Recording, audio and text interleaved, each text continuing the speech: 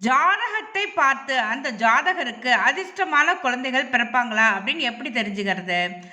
ஜாதகத்துல லக்னத்துல இருந்து எண்ணி வருகின்ற 5ஆம் இடம், 5ஆம் வீட்டு அதிபதி குரு, இந்த 3 விஷயங்களையும் பார்க்கணும்.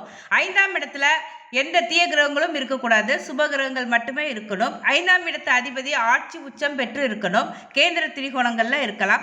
குரு பகவானும் ஆட்சி உச்சம் பெற்று இருக்கலாம், கேந்திர திரிகோணங்கள்ல இருக்கலாம். இந்த மாதிரி இருந்துட்டா அந்த ஜாதகருக்கு அதிர்ஷ்டமான குழந்தைகள் பிறப்பாங்க.